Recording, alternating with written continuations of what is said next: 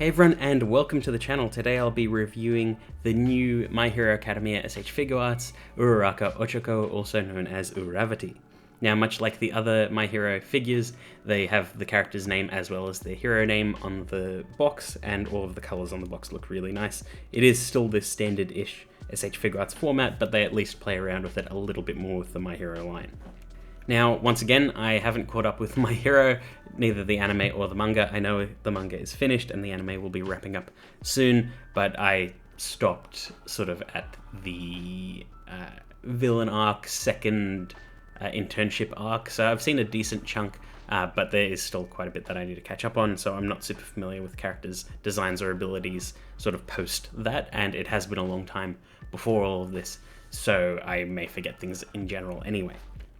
Anyway, Uraraka had the power of gravity, and I think it gave her motion sickness. There was something that she had to do where she could focus her power, and it was sort of limited based on her own sort of like physical and stamina based abilities.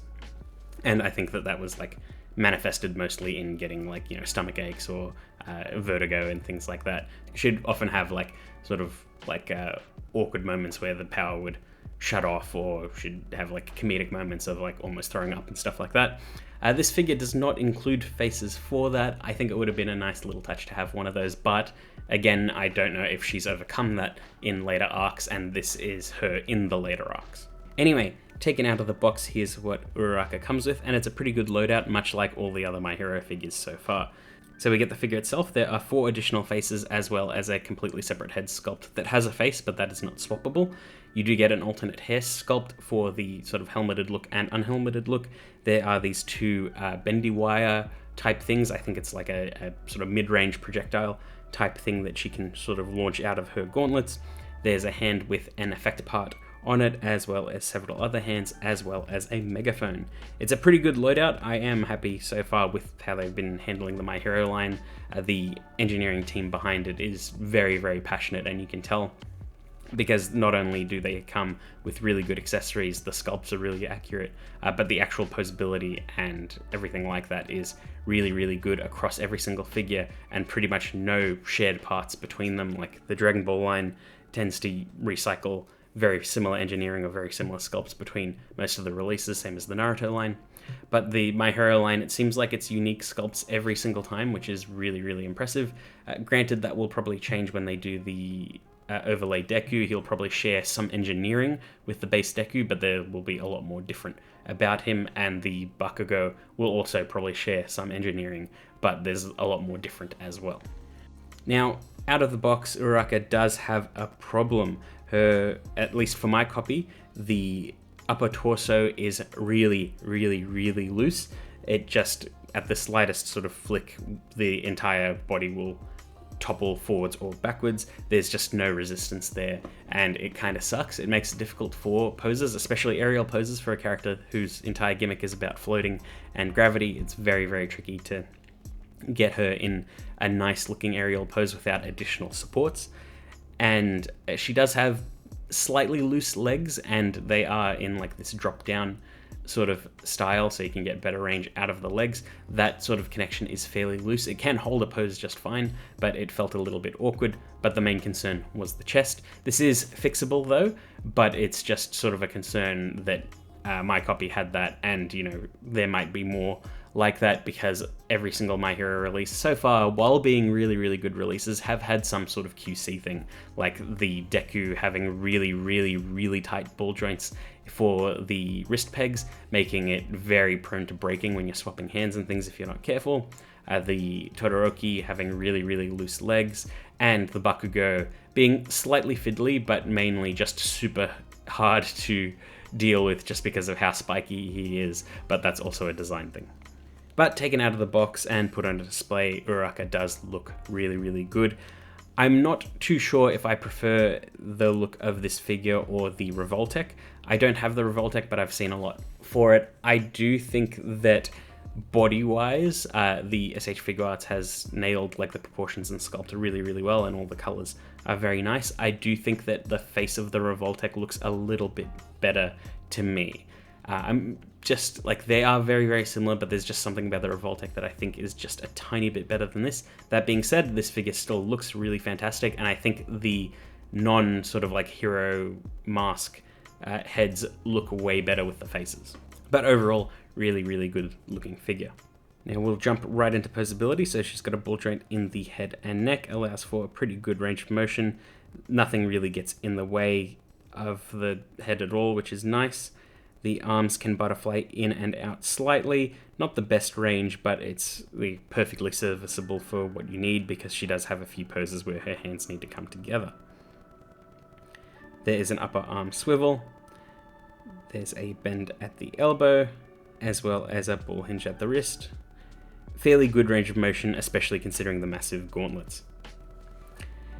As I said, the upper chest is really, really loose, but it does have really good range of motion, so she can arc back and forward that far, which is pretty good. There is also a ball joint in the waist, which allows for even more crunching and rotation.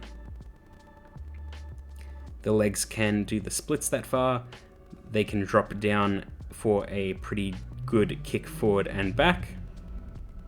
Like I said, they are a bit loose though. There's an upper thigh swivel. There's a pretty deep bend. There's a pretty deep bend at the knees, which is nice, and there is a swivel at the toes as well as a hinge going up and down. It's a little awkward to get used to, but because of the surface area of the legs, she can hold herself up pretty well, so it doesn't need to be like perfect every single time. And of course, she's also got these bendy wire accessories, which are really, really nice. I'm not 100% sure how they operate, like are they meant to wrap around enemies and things like that, or just like curve in sort of like a rope sort of being flung, sort of like Scorpion from Mortal Kombat sort of style, or do they go straight out? And if they go straight out, why is there a bendy wire? Like I said, not super up to date, so I don't really know what the context is of this thing, but it's cool nonetheless. Now for faces, we get a nice smile out of the box. There's a mouth open shouting face, which has really nice expressiveness and character to it. We get a determined sort of like serious face, as well as an eyes closed, mouth open happy face, which looks really, really good. All of these faces are compatible with the alternate hair sculpt, and then we do also get an alternate head sculpt where it's Toga sort of transforming out of her Uraraka form. I know that there is a very, very specific like scene for this. Again, not up to date to it. I'm sure it is a very emotional scene, and I am sure that they nailed it here because the facial detail and paint work is so, so good, and it'll be really, really cool when the toga comes out as well. To replicate the pose that they sort of like reference here, you do need two of this figure, which is a little bit awkward, but it is cool either way.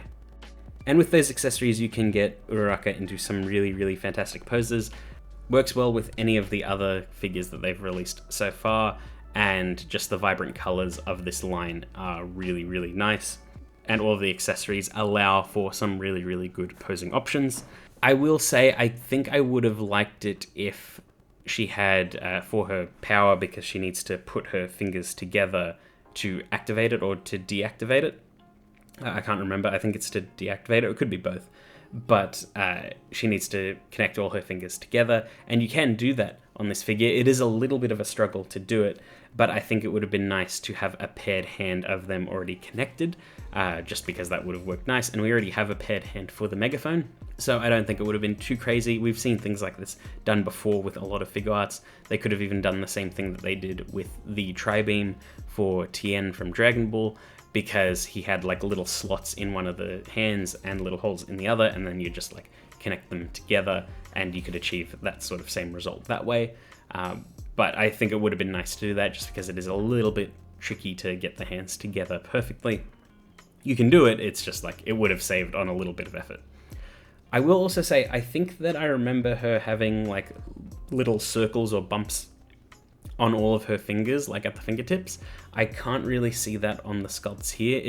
I'm almost tricking myself into thinking that there is a tiny little bump, but it's not colored or anything like that on some of the hands. But I'm not 100% sure. I would assume it would be really noticeable if they did do it, and it's like the same color at the very least on these hands. So that's a little bit of a disappointment, not really a massive thing, but it was just something I remembered about the character, and then I looked them up just to be sure, and I did see that.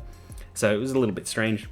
Doesn't really matter too much. This is a really, really nice figure. You can get her into some fantastically dynamic poses. Again, the weight of the figure for the upper chest is a little bit difficult to work with. So for some aerial poses, I had to use 2 stands just to prop her up correctly. But that being said, the range of motion and dynamic style of the figure was fine all around. Just a small QC concern overall, but generally it's on par with all of the other My Hero figures that they've done so far. It is a fantastic release. All of the ones they've done so far have been good. All of the P Bandai ones coming look really, really good, and I'm sure that the line will just continue to excel. And if they get this design team for any other IP, I think they would nail it.